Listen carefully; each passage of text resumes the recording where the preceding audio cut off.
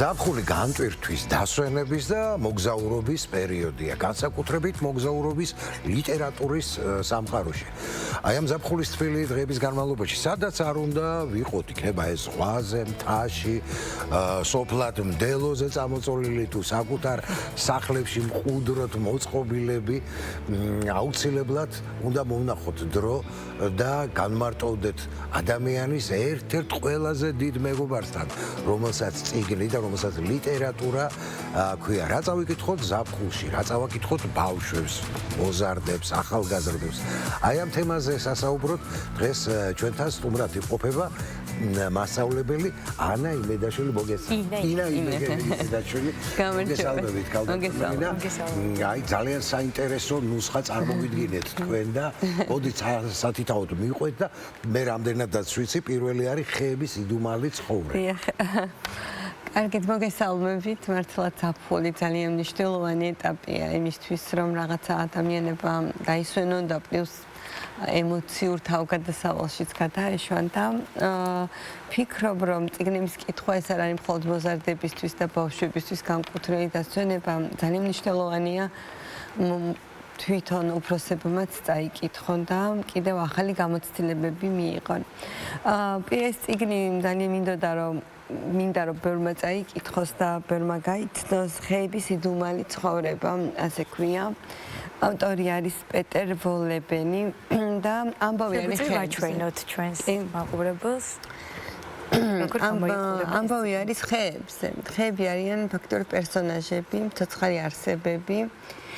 თვითონ პეტერი 20 წელი ცხოვრობდა ტყეში, ასე რომ ვთქვათ, მეტყევე იყო და იკვლევდა ხეებს და აღმოაჩინა, რომ ხეები არიან ჩვეულებრივი ცოცხალი არსებები, ოღონდ არა იმ გაგებით, რომ ზოგადად ცოცხალი არსებები, აი ადამიანური ცოცხალი არსებები, ისინი ერთმანეთთან ურთიერთობენ, უკავშირდებიან ერთმანეთს, აქვთ თავიანთი სევდა, ფიქრებიც, გადასცემენ ინფორმაციას და მოკლედ ეს წიგნი აი ამ ყველაფერს დაწვრილებით გვამცნობს, ეს დოკუმენტურიც არის, მაგრამ ამავე დროს არის ძალიან მხატვრულიც.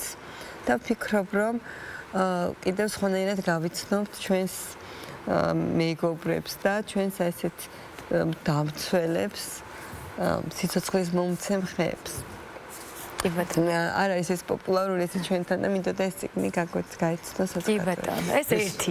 რა ასაკის იცით რა, მე ვფიქრობ 13 წლიდან, 12 წლიდან პლუს უსასრულობამდე ყველას დაინტერესებს. ძალიან საინტერესოა ეს პირველი წიგნი. მოდი მეორეზეც გადავიდეთ, როგორც ვიცი, მადელინ მილერის კირკეზე არის საუბარი. მე სხვათა შორის ამ წიგნთან დაკავშირებით პირველ რიგში ჩემთვის ძალიან საინტერესოა, რადგან ვიცი, რომ მითოლოგიურ სამყაროზე არის და გვთავაზობს მითოლოგიურ სამყაროს. თან ჩემთან ახლოს არის განსაკუთრებით, რადგან ბერძნული მითოლოგია მე მგონი ყველასთვის საყვარელი და ნაცნობია და ბავშვობიდან უკვე ყველას მოყვება ხოლმე და განსაკუთრებით მე, რომელსაც დედა ბერძენი მყავდა, სხვათა შორის და ჩემთვის კიდევ ცოტა სხვა ემოციური კავშირებია მითოლოგიასთან და აქ როგორც ვიცი წარმოდგენილი არის და საინტერესოა რითი იცით რომ კირკე არის მზის ღმერთის შვილი როგორც ვიცი და ამის ისტორიაზე არის გადადის კუნძულზე არაფასებენ ოჯახში და კი ბატონო ვერ აფასებენ მის შესაძლებლობებს მიდის ცალკე ესა ძალიან ადამიანური ტრაგედია, ანუ იმიტომ პარალელები კეთდება შეგიძლია გააკეთო. ტრაგედიაც არის და ესეთი ქალური ტრაგედიაც არის. აი რაღაც ეს ქალღმერთი არის ცოტა გაადამიანებული, ასე რომ ვთქვათ. თუ როგორ შეიძლება ადამიანმა აღმოაჩინოს ცალკე მყოფმა სხვა ცალკე კუნძულზე გადასული, რომელიც აღმოაჩენს თავის შესაძლებლობებს, გამორჩეულს და განსაკუთრებას. ეს პირველ პირშია დაწერილი და აი რაღაცა შიგნიდან ჩავდივართ აი ამ ქალღმერთის სამყაროში მკითხველი შიგნით არის და ჩვენთვის ქართველებისთვის კიდე იმიტომაც არის მნიშვნელოვანი რომ კირკე ჩვენი მედიას მამი და აიეტის და მედიაც ფიგურირებს მედიას ტრაგედიაც ესე რომ ვთქვათ ამ ამბავში და ძალიან ეს ქალღმერთები და ღმერთები ადამიანურად აყავს წარმოდგენილი ავტორს მათი ემოციები ფიქრები განსაცდელი ის რომ მარადიულობა სულაც არ არის ესეთი საინტერესო და შეიძლება ხანდახან მოსაბეზრებელიც იყოს რაღაც ესეთი ფოთლები. ნამდვილად კარგი პარალელებია ყოველდღიურ ცხოვრებაშიც ასე ხდება პრინციპში, რომ არ აქვს მნიშვნელობა, ესე ვთქვათ, საკუთარ შესაძლებლობებს ადამიანი უნდა ჩაუფიქრდეს ალბათ ინდივიდუალურად თავის თავში და აღმოაჩენ ძალიან კიდე სტრატეგიას იყოს, რა ოჯახი არ აღიარებდა მის შესაძლებლობებს და აი ჩვენზე ცხოვრებაშიც რომ გადმოვიტანოთ, ხშირად არის ხო ესეთი ტრავმები ბავშვობიდან რომელიც მოდის, რომ ოჯახში რეალიზაცია ვერ ქონდა ბავშვს და მე გავიდა წლები და ის მიაღწია, აი დაახლოებით ეს ხაზი გადის. ძალიან საინტერესო. მარადიულად. კი ბატონო. კიდევ სამე წიგნზე. კი, როგორ არა? ვინ დააბრუნა დორუტი? ხო, ეს ჩემი სულ ახალი აღმოჩენა არის. ეხლა გამოვიდა ეს წიგნი, არის ძალიან მისტიკური. მე ძალიან მიყვარს მისტიკა, მითოლოგია, ფენტეზი და ზოგადად ძველი ადაწესები, რაღაც ესე მხატვრულად წარმოდგენილია დანახული. წიგნი არის უძველესი ალბანური ხალხური ლეგენდის მიხედვით დაწერილი. ავტორი არის ისმაილ კადარე და აქ არის ანუ ესეთი ალბანელებს ჰქონდათ ესეთი ძველებური რწმენა, რომ თუ პირობას მიცემდი დას, თუ პირობას მიცემდა დას, ის აუცილებლად უნდა შესრულებულიყო. და სწორედ ამაზეა რომ ძმა მოკვდება, მაგრამ სიკვდილის შემდეგაც როგორ წამოდგება საფლავიდან და როგორ დააბრუნებს თავის დას, იმიტომ რომ დედა შეპირდა, შორს იყო გათხოვილი. და მთელი თან გამოძიება, თან დეტექტიურ სტილში არის წიგნი წარმოდგენილი და იძიებს გამომძიებელი მართლა დააბრუნა თუ არა დორუტინა, ვინ დააბრუნა, თუ ეს მართლაც მისტიკა. ძალიან საინტერესო წიგნია. სხვადასხვა მანდარი დატირების სცენა ძალიან საინტერესო და 4 კუბოს რო დასტირია ნეირდროულად და რაღაც საერთო შეიძლება აღმოაჩინოთ საქართველოს, სვანეთის, ამეგრელოს თის დატირება არის საოცრად აღწერილი. ინეს რა ასაკის კატეგორიის არის გათვალისწინებისთვის, იმიტომ რომ მოზარდებისთვის არა. ცოტა შეიძლება ძილი დაგიფრთხოს ისეთი ნაწარმოებია მეთანხმებით. მოდით მაშინ საინტერესო იქნება ალბათ მოზარდებისთვისაც გვაქვს ხო რეკომენდაციები და მოზარდებისთვის ალბათ გამორჩეულად ნუ რასაკითხიც დგას ხოლმე დღევანდელ დღეს განსაკუთრებით ხო მოზარდებში საკუთარი თავის აღმოჩენის ნაწილში აი რას შემოგთავაზებდით რა მოდი დავიწყოთ პაწაწუნებიდან 3 წლიდან ეს არის აი უსაყვარლესი წიგნები ჩვენ ორნი ესეთი 2 წიგნი პირველი არის ჩვენ ორნი საუკეთესო მეგობრები ვართ მეორე ჩვენ ორნი ერთად ყველაფერს შევძლებთ აი ეს წიგნები არის ზუსტად მეგობრობაზე, პატიებაზე, გაზიარებაზე, ბაჭიას და ზღარბის არაჩვეულებრივი ამბებია შიგნით მოთხრობილი და ბავშვებს ძალიან მოსწონთ, თან ძალიან ლამაზი ილუსტრაციებია. ამასობაში ნელ-ნელა ისწავლიან, როგორ ვაპატიოთ მეგობას, როგორ გავუგოთ, როგორ არ ვინერვიულოთ, არ ვიტიროთ და ასე შემდეგ. მოკლედ ამ წიგნს 3 წლიდან ალბათ 7 წლამდე, 6 წლამდე პრინციპში იმუნარებს უსვამს ხას, რაც ბავშვს განვითარებაში ყოველ ეტაპზე სჭირდება. და პრობლემაც არის ხოლმე ხშირად, რომ აი რაღაცა ვერ პატიობენ ბავშვები რაღაც შეცდომებს ერთმანეთს. თქვენი აზრით, აი როდის იწყება ეს მომენტი, როდესაც ბავშვი უკვე უნდა ეზიაროს აი ამ საოცარ რიტუალს, რასაც აი წიგნის გადაღება ქვია და სხვათა შორის არის ესეთი წიგნები, აი რას ხედავს ჩვილი. ანუ ბავშვი რო იბადება, უკვე ის აღიქვავს სამყაროს შავ-თეთრ ფერებში და არის სპეციალური წიგნები, აი შავ-თეთრად, რომ ბავშვმა მაშინვე კონდეს შეხება წიგნთან. მე ვფიქრობ, აქედანვე უნდა არის წიგნის სათამაშოები, სალოღნები წიგნი, ანუ აქედანვე უნდა დაიწყოს ბავშვმა წიგნთან კავშირი და მე უკვე 6 თვიდანაც 5 თვიდანაც უკვე თვითონაც შეუძლია რომ გადაფურცლოს, მუყავს მყარ გვერდებიანი რო არ დახეს არ შეჭამა. გალოღნოს ხო და აქედანვე უკვე ის წიგნი უნდა იყოს ყოველდღიურობის ნაწილი, რუტინა ჩვეულებრივი და ბავშვი რა ხედავდეს რომ მშობელიც კითხულობს, ეს ძალიან მნიშვნელოვანია, იმიტომ ეს მიმბაძვითი ჩვევები ძალიან საჭიროა ხოლმე და კარგად დადგებათ.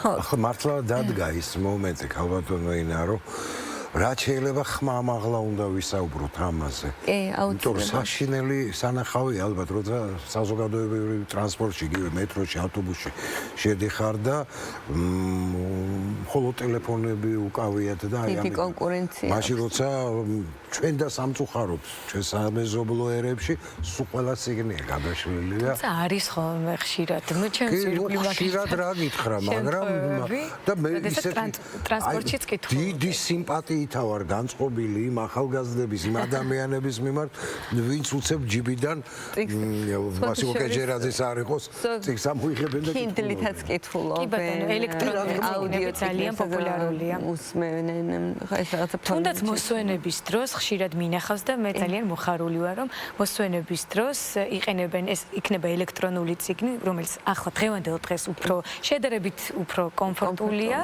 სატარებლადაც და მაგრამ მაინც ფიზიკურად ამ მატერიალის შეხებას ძალიან დიდი მნიშვნელობა აქვს. ხშირად წავიკითხე, აი ვერ შევიგრძენი რაღაცნაირად.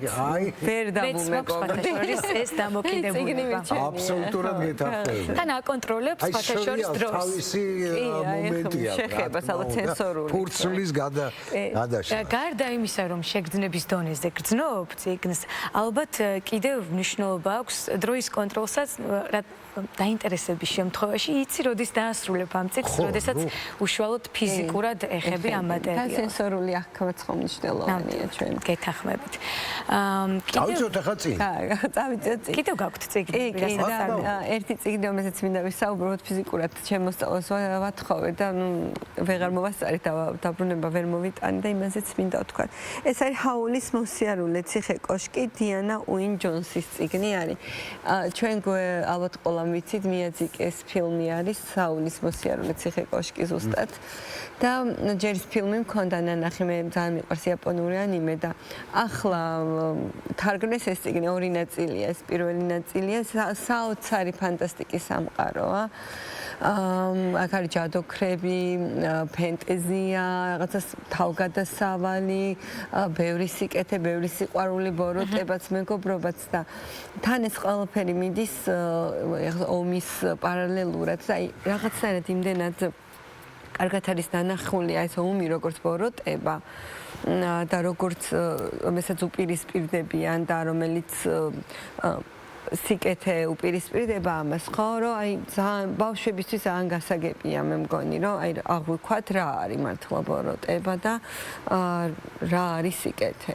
როგორ შეიძლება, რომ ეს ბოროტებაც კი გავაკეთოთ და მე ძალიან საინტერესო წიგნია და ეს ზოგადად მინდა ასევე ვისაუბროთ, ეს წიგნი ახსენეთ და იაპონური ანიმე, რომელიც კარგად გამოხატავს ალბათ ვიზუალურ აღქმასაც უწყობს ხელს და აი ამ აღქმებთან დაკავშირებით ზოგადად რომ ალბათ, ყველას ბავშვური გამოცდილება გვაქვს, განსაკუთრებით ემოციური კავშირი იმ წიგნებთან, რომელიც გვახსოვს და გვახსოვს ხოლმე ფრაზები, ტონ-პასუხი არ არის თუნდაც და მე მგონი კითხვის დროს ხო ყველას ახსოვს ეს. რატომღაც ასე იყო მიღებული, რომ ჩემ ბავშვობაში რომ პირველი წიგნი აუცილებლად უნდა ყოფილიყო ტომ სოიერის თავგადასავალი. კიდე ეს პრაქტიკულად უჭირთ საკითხვა მაგ ბავშვებს. ო, ნუ რა თქმა უნდა, არა, მეცნავის დროზე ძალიან გამიჭირდა და იცი რატომ ვახსენე, კარგად აღიქვა სიუჟეტს, თუნდაც კიდე თან უფრო მრავალფეროვანია, თან წარმოსახვა უფრო ვითარდება ამ დროს. აი მე ბავშვებს ვეუბნები, თქო, წარმოიდგინეთ, რომ გონებაში ტელევიზორი გაქვთ და თან თქვენ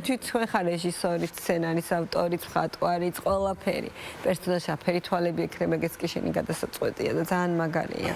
შემოქმედი ხარ. კი ბატონო, აი ეს გამოცდილება განსაკუთრებით, ნუ აი გარდა იმისა, რომ რაღაცა თვალსაჩინოს ხსნის ამ წარმოსახვის უნარს და გარკვეულწილად, რა ვიცი, ალბათ ინტელექტსაც ალბათ კი არა და აუცილებლად. აი თუ არის ეს განსაკუთრებულად, აი ეს ემოციური გამოცდილება, რამდენად მნიშვნელოვანი არის კითხვა ზოგადად. და ლიტერატურა. თანამედროვე თაობა, რომელიც იმდენად არ კითხულობს, როგორც დავუშვათ ჩვენ თაობა კითხულობდნენ, ფაქტია, ხო, ემოციურად ძალიან სენსიტიურები არიან, ემოწყვლადებიანია და რატო? მათ არა აქვს ზუსტად ის, რომ ემოციები ისწავლონ, დაისწავლონ, აი რომ როგორ გამოხატონ დაუშვათ ბრაზი, ან სევდა, ან პირიქით სიხარული, ხო? ჩვენ რო ვკითხულობდით და აი რამდენს ვკითხულობდით, იმიტომ ჩვენ დროს სხვა გასართობი არ იყო, ყველაფერი წიგნი იყო, ხო? იქ ყველანაირი პერსონაჟს ხვდებოდით, ყველანაირი ემოცია ჩვენს ხელში იყო, სწავლობდით ამას სოფაში. გვინდა თუ არ გვინდა ეს თავქვე ცნობიერში ხო ილექებოდა და რაღაცნაირად დღესაც სკოლას უკვის, რომ აი როგორ აკონტროლებ თავს, როგორ ხარ გაწონასწორებული, აი ეს აქედან მოდის, ძალიან მნიშვნელოვანია და ერთ-ერთი მთავარი წიგნისგან არის ზუსტად ვისწავლოთ უნარების შეძენაც ძალიან მნიშვნელოვანი ხაზი, ემოციური ინტელექტი, რასაც ემოციური ეს ძალიან კარგად. კიდევ ერთი წიგნი გაქვთ, მე მგონი, რაზეც უნდა გესაუბროთ. ეს ქართველი ავტორია თეალომაძის პალომა უცნაური მეფისასული, რომელიც აი უსაყვარლესი წიგნი არის. ეს არის ზუსტად აი რაზეც ვაუბრობდით, თვითგამორკვევაზე, საკუთარი მეობის და საკუთარი ინდივიდუალობის შენარჩუნებაზე, როგორ არ დავკარგოთ. პალომა აი ძალიან ისეთ ზღაპრულ და მითოლოგიურ თუნდაც კლასიკურ სიუჟეტს მიუყვება, გამოდის სახლიდან, თავგადასავალში ებმება და მერე უკან ბრუნდება. ოღონდ ის კი არის ცვლება. ის რჩება ისეთი, რომ ის სამყაროს ცვლის და ეს არის ძალიან მნიშვნელოვანი მესიჯი ბავშვებისთვის და მოზარდებისთვის, რომ შენ კი არ უნდა შეიცვალო, შენ კი არ უნდა მოერგო, მით უმეტეს თუ დადებითი და სიკეთის ავსე ხარ, ხო, პირიქით, შენ უნდა ცადო შენს გარშემო სამყაროს შეცვლა. ეს ძალიან მნიშვნელოვანია და თან ბავშვები ვიცით, რომ ინგლისური ენა როგორი ის არის ამათთვის დღეს მნიშვნელოვანი და მოსაწონი და ერთ გვერდზე ქართული, მეორეზე ინგლისური. ეს კარგი გამოცდილება. ძალიან საინტერესოა. ძალიან დიდი მადლობა. დიდი მადლობა და დღევანდელი დღე მართლა ძალიან საინტერესო იყო. თუნდაც ამ თვალსაზრისით, რომ ბავშვებმა, ახალგაზრდებმა ბევრი რამ შეიტყვეს, რატო უნდა იმეგობრონ წიგნთან. ჩვენი წიგნი ყოველთვის ვაგრძელებთ. საუკეთესო მეგობრია. რა თქმა უნდა. დიდი მადლობა სტუმრობისთვის. მადლობა თქვენ.